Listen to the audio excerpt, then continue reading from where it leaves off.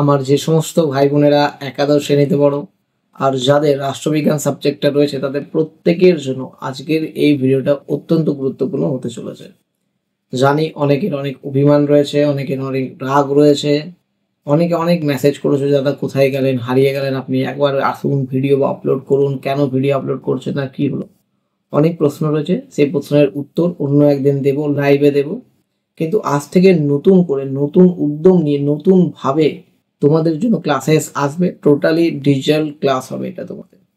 আগের ক্লাসগুলো দেখেছো, এই ক্লাসগুলো দেখবে অনেকটা ডিফারেন্স পাবে আর দেখেও তোমাদের একটু ভালো লাগবে। আর শুধুমাত্র ক্লাসেস নয়, তোমরা তো জানোই যারা 11-এ পড়ো যে তোমাদের দুটো পার্টে পরীক্ষা হবে, সেমিস্টার 1 সেমিস্টার 2। প্রথমে যেহেতু এমসিকিউ হবে তাই কিছুটা ক্লাস আমরা করে নিই, কিছু জিনিস আমরা বুঝে নেব, তারপর আমরা কন্টিনিউয়াসলি এমসিকিউর ক্লাসেস করব। আর আশা করছি তোমাদের প্রত্যেকটা ভিডিও ভালো লাগবে। তাই যারা চ্যানেলের নতুন এখনো চ্যানেলটাকে সাবস্ক্রাইব করোনি, আশা করছি প্রত্যেকেই সাবস্ক্রাইব করো। আজকে আমাদের যে টপিক সেটা কি, সেটা হচ্ছে তোমরা প্রত্যেকেই জানো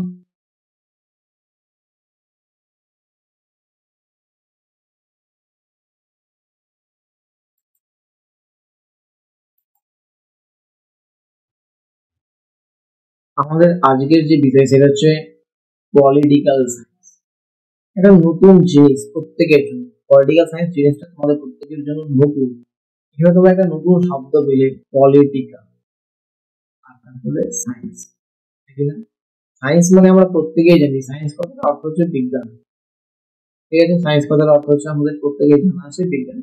কিন্তু এই পলিটিক্যাল শব্দটার অর্থ, এই পলিটিক্যাল শব্দটার অর্থ অ্যাকচুয়ালি রাষ্ট্রনীতি। তো রাষ্ট্রনীতির সাথে সায়েন্স, রাষ্ট্রনীতি জনিত সায়েন্সকে আমরা পলিটিক্যাল সায়েন্স বলি। কিন্তু আস্তে আস্তে চ্যাপ্টারে পড়বো, বিভিন্ন দ্বিমত রয়েছে, অনেকে অনেক ধরনের কথা বলবেন এটা নিয়ে। তো চলো দেরি না করে আজকের এই চ্যাপ্টারটা শুরু করা যাক। তোমাদের যে নতুন বই প্রকাশিত হয়েছে সেই বই অনুসারে এই চ্যাপ্টারটার নামটা একটু পরিবর্তিত হয়ে গেছে, অনেকে ভিডিও বানিয়েছেন যার উপর বানিয়েছে সেটা পুরোনো বই। এই বই আমরা যেটা দেখি এর নাম হলো একটি শাস্ত্র হিসেবে, একটা শাস্ত্র হিসেবে রাষ্ট্রবিজ্ঞানের প্রকৃতি আর রাষ্ট্রবিজ্ঞানের পরিধি, ঠিক আছে? এটা নিয়ে আজকে আমরা আলোচনা করব। তো সবার আগে একটা জিনিস জানতে হবে তোমাদেরকে, যে কি আমাদের কাছে যে শব্দটা এলো সেটা কি, সেটা হচ্ছে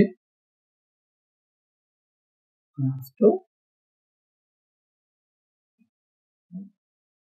এবার দেখো, যখনই রাষ্ট্রবিজ্ঞানের কথা বলবো তখন আমাদেরকে কয়েকটা জিনিস জানতে হবে, যে জিনিসগুলো না জানলেই নয়। সেগুলো কি কি? সেগুলো হচ্ছে যে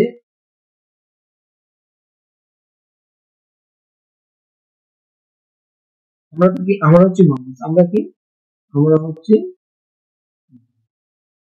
যেহেতু আমরা মানুষ, আমরা কোথায় বসবাস করি? আমরা বসবাস করি সমাজ, তাই কি না?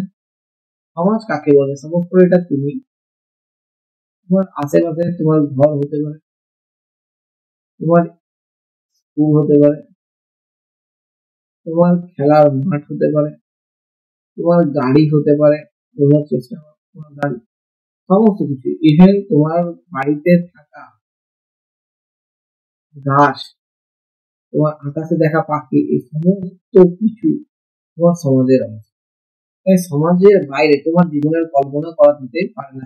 তো তোমাকে একটা নির্জন দ্বীপে আমি গিয়ে ছেড়ে দিলাম, এই দ্বীপে তোমার সাপোজ করে নাম হচ্ছে রাজা। তো তোমার এই নামের কোনো অস্তিত্ব রয়েছে? কে তোমাকে রাজা নাম ধরে ডাকবে? তুমি নিজে নিজেকে ডাকবে? যেটা সম্ভব নয়, প্রত্যেকেই জানে।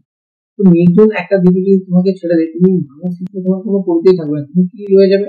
তুমি শুধু পরিণত হবে একটা একটা জীবে, তুমি একটা জীব বা একটা পশুতে পরিণত হবে, কিন্তু মানুষ হিসেবে তোমার কোনো পরিচয় থাকতে পারে না। তাই আমরা যদি দেখি, আমরা সবসময় সমাজে বসবাস, যখন আমরা সমাজে বসবাস করবো তখন এই সমাজে বিভিন্ন সমস্যা থাকবে, তার সমাধানের জন্য আমরা যদি দেখি রাষ্ট্রটা তৈরি হয়েছে।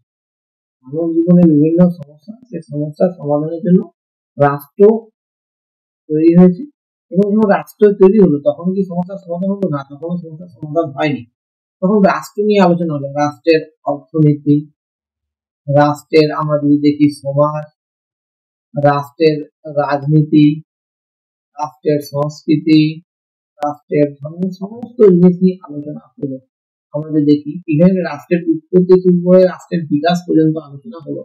তখন প্রথমে আমরা কি ছিলাম, আমরা প্রথমে গ্রামে ছিলাম। আস্তে আস্তে আমরা গ্রাম্য জীবন শুরু করলাম, ঠিক আছে, পারিবারিক জীবন শুরু করলাম, সেখানে গ্রাম শুরু করলাম। এই গ্রাম বাড়তে বাড়তে ছোট ছোট রাজ্য, সেই রাজ্যগুলো মিলে মিলে পরবর্তীতে একটা বড় রাষ্ট্র। এবার যখন রাষ্ট্র তৈরি হয়ে গেল, তখন মানুষের মধ্যে তো বিভিন্ন সমস্যা, সেই সমস্যার সমাধানের জন্য আমাদের কাছে এসেছে এই রাষ্ট্রবিজ্ঞান, তাই কি না? আশা করছি তোমরা বুঝতে পারছো। তো চলো চ্যাপ্টারটা শুরু করা যাক। একটু ইন্ট্রোডাকশন তোমাদেরকে দিলাম, চলো ডাইরেক্ট আমরা চ্যাপ্টারটা শুরু করি। দেখো এই চ্যাপ্টারের শুরুতে তোমাদের জন্য যে ভূমিকাটা রয়েছে সেটা কি, সেখানে কি বলছে যে মানুষ একটা সমাজ গঠন ছিল। আমি একটু বললাম যে আমরা সমাজ বলতে যে সমাজের বাইরে আমাদের জীবনের কোনো অস্তিত্ব কল্পনা করা যেতে পারে না। সমাজ নিরপেক্ষ মানুষের ব্যক্তি হিসেবে কোনো স্বতন্ত্র পরিচয় থাকতে পারে না। যেটা আমি বললাম যে তোমাকে যদি একটা নির্জন দ্বীপে নিয়ে গিয়ে আমি ছেড়ে দিই, তুমি যে মানুষ, তোমার কি পরিচয় থাকবে? কোনো পরিচয় থাকবে না, তাই কি না? তুমি সমাজে থাকো বলে তোমাকে 10টা লোক চিনি বলে তোমার পরিচয় রয়েছে, কিন্তু সমাজের বাইরে যদি তুমি কি বলে তোমার কোনো পরিচয় থাকবে না। আবার কি বলছে, সমাজ বহির্ভূত মানুষের নিঃসঙ্গ জীবন অল্প লোকের বিষয়, তাই না? এবং সমাজের বাইরে কে থাকতে পারে? শুধুমাত্র নির্জন দ্বীপে একজনই থাকতে পারে, সেটাকে হচ্ছে ভগবান। আপনার কি এরা দুজনে দেখবে কুকুর রাস্তায় একাই শুয়ে আছে, মহাদেব এরকম একাই ধ্যান করতে, তো এরা একা থাকতে পারে, বুঝলি না? কিন্তু সাধারণ মানুষ আমরা একা থাকতে পারি না, আমাদের কোনো না কোনো সঙ্গী দরকার। তাই প্রখ্যাত গ্রিক দার্শনিক অ্যারিস্টটল বলেছেন যে সমাজ বহির্ভূত, অর্থাৎ যারা সমাজে থাকে সেই ধরনের ব্যক্তিরা হয় ভগবান আর নয়তো পশু। কারণ এরা দুজনেই পারে একাকি থাকতে, অন্য কেউ একা থাকতে পারে না। আশা করছি এতটা তুমি বুঝতে পেরেছো।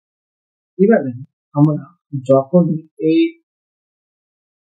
রাষ্ট্রবিজ্ঞান নিয়ে আলোচনা করব, তখন আমাদের কাছে দুটো জিনিস এসে দেওয়া, একটা কি, একটা হচ্ছে রাজনীতি, ঠিক আছে, আর একটা জিনিস সেটা কি, সেটা হচ্ছে রাষ্ট্রনীতি। দুটো জিনিস কেন, কারণ অনেকে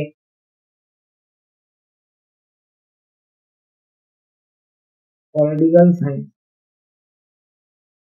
এই যে শব্দটাকে, অনেকে কেউ বলছে এটা রাষ্ট্রবিজ্ঞান, আবার কেউ বলছে এটা রাজনীতি। তো আমরা জানবো যে এটাকে রাষ্ট্রবিজ্ঞান বা রাজনীতি কেন বলছে। অনেকে এটাকে নিয়ে দ্বিমত রয়েছে, অনেকে এটাকে রাষ্ট্রবিজ্ঞান বলছে, অনেকে রাজনীতি বলছে, হ্যাঁ কিনা? তাহলে আমরা জানবো যে কেন বলছি। দেখো, তার জন্য কয়েকটা লোকের নাম জানতে হবে। যেমন রাজনীতি, পলিটিক্যাল সায়েন্সকে রাজনীতি কারা বলছে, রাজনীতি বলার মধ্যে যার নাম আমরা জানি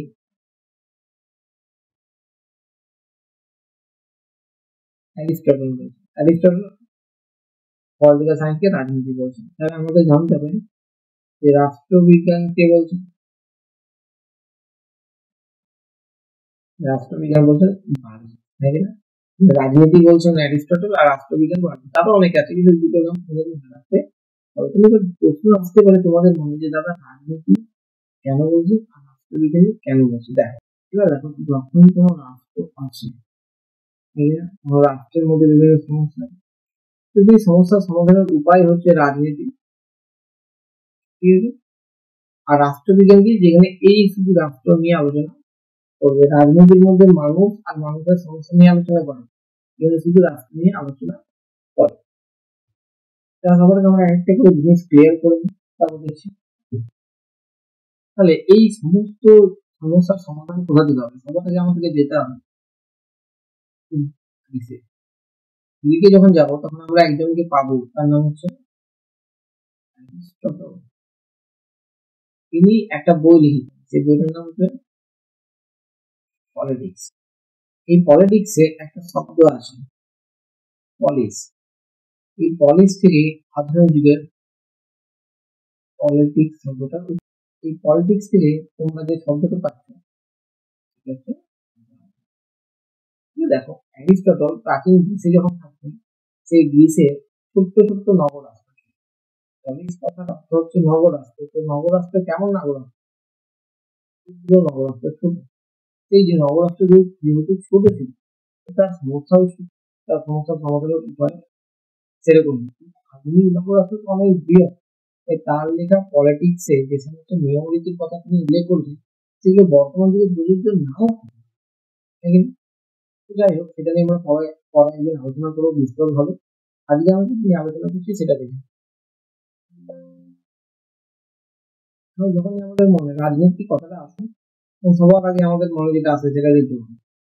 দল মানে দলাদলি, এবং সেই দল থাকলে কি একটা জিনিস আসবে, আমাদের মনে এই দলগুলো ক্ষমতা বা সিংহাসন দখলের জন্য যে লড়াই করছে না তাকে রাজনীতি বলছি, কিন্তু রাজনীতি সেটা নয়। হ্যাঁ কিনা বোঝার চেষ্টা করো। যেমন আমি তোমাদেরকে যদি বলি এখানে একটা পুতুল রয়েছে, এখানে কি রয়েছে, একটা পুতুল রয়েছে,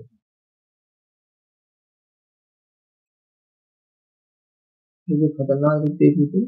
এখানে একটা পুতুল রয়েছে, এটা তুমি, এটা তোমার দাদা, দাদা একটু বলি আমি, ঠিক আছে। এবার যেহেতু দাদা শক্তিশালী, দাদার চেহারা রয়েছে, দাদা তোমাকে খাবে এই পুতুলটা নিয়ে নিতে হবে।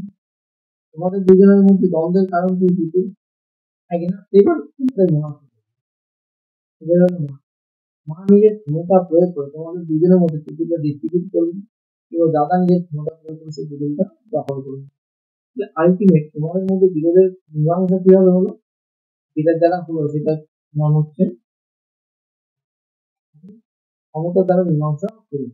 এই ক্ষমতা প্রয়োগ করার অধিকারটা যেটা দিচ্ছে সেটা হচ্ছে অ্যাকচুয়ালি রাজনীতি। ঠিক যেরকম আমাদের দেশে মানুষের মধ্যে বিভিন্ন সমস্যা আছে, বিভিন্ন জটিলতা আছে, সেই সমস্যা সমাধানের উপায় আমরা যেটা থেকে পাই সেটা হচ্ছে রাজনীতি। আমরা বলি রাজনীতি বোঝা যায়।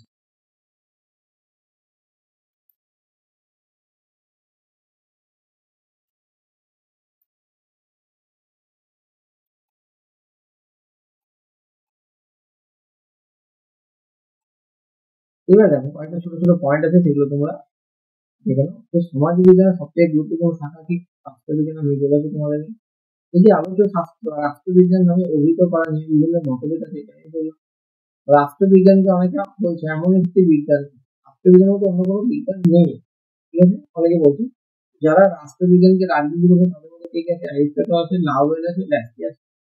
রাষ্ট্রবিজ্ঞানকে রাষ্ট্রবিজ্ঞান বলছে আমাদের ব্রাইস, সিলি আর বরবিট। এখানে রাষ্ট্রবিজ্ঞান হলো রাষ্ট্রের বিভিন্ন ঘটনা। আমি এখন বলি যে রাষ্ট্রবিজ্ঞান শুধু তিনি আলোচনা করে রাষ্ট্র কিভাবে উৎপত্তি হয়েছে, তার কিভাবে বিকাশ হয়েছে সেটা নিয়ে। আর রাজনীতির মধ্যে কি জনগণের যে সমস্যা রয়েছে সেই সমস্যার সমাধান কিভাবে প্রভাবশীল করে দিয়ে হবে সেটা নিয়ে আলোচনা করা। অ্যাকচুয়ালি রাজনীতি রাষ্ট্রবিজ্ঞানের একটি রূপ। রাজনীতি কি রাষ্ট্রবিজ্ঞানের একটি ব্যবহারিক বা বাহ্যিক রূপ, সেটা হচ্ছে রাষ্ট্রবিজ্ঞানের ব্যবহারিক বা বাহ্যিক রূপ হচ্ছে রাজনীতি। ঠিক আছে, আশা করছি এতটা তোমরা বুঝতে পেরেছো। আমি তোমাদেরকে এই জিনিসটা বললাম যে প্রাচীন গ্রিকে একটা শব্দ ছিল পলিস শব্দ থেকে পলিটিক্স শব্দটি এসছে। পলিস শব্দ একটা কেমন শব্দ, গ্রিক শব্দ, কি কোথায় পাই সেটা আমরা পাই অ্যারিস্টটল লেখা পলিটিক্স এবং শাস্ত্র। রাজনীতি কি সাধারণভাবে রাজনীতি বলতে আমরা কি বুঝি, দলীয় রাজনীতি, অর্থাৎ রাজনৈতিক দলগুলির মধ্যে মতদর্শকতা বিরোধ ও ক্ষমতা দখলের লড়াই, কিন্তু অ্যাকচুয়ালি সেটা নয়, তাই না? মনে থাকবে। এবার আমরা চলে যাব কিসে, এবার আমরা চলে যাব রাষ্ট্রবিজ্ঞান। রাষ্ট্রবিজ্ঞান, ঠিক আছে, আশা করছি প্রত্যেকে বুঝতে পারছো, কারোর কোনো অসুবিধা হচ্ছে না। এবার যখন আমরা রাষ্ট্রবিজ্ঞানে যাবো তখন এর দুই ধরনের সংজ্ঞা আমরা পাবো। একটা হচ্ছে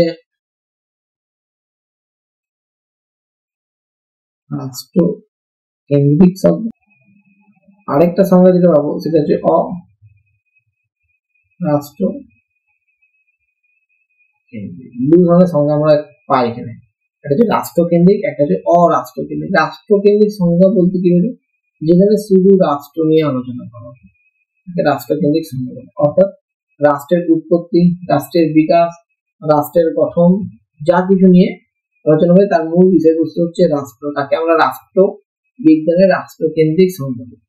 এবার অরাষ্ট্রকেন্দ্রিক, এরা কি বলছে এখানে, যারা অরাষ্ট্রকেন্দ্রিক বিজ্ঞানের সংজ্ঞা দিয়েছেন, অরাষ্ট্রকেন্দ্রিক রাষ্ট্রবিজ্ঞানের সংজ্ঞা দিয়েছেন, তারা বলছেন যে না, এখানে শুধু রাষ্ট্র নিয়ে আলোচনা হয় না। কি নিয়ে আলোচনা, এখানে বিভিন্ন যে দলগুলো রয়েছে তাদের নিয়ে আলোচনা হয়, বিভিন্ন যে বেসরকারি প্রতিষ্ঠান রয়েছে সেগুলো নিয়ে আলোচনা হয়, বিভিন্ন চাপ সৃষ্টিকারী গোষ্ঠী রয়েছে সেগুলো নিয়ে আলোচনা হয়, ইভেন রাজনৈতিক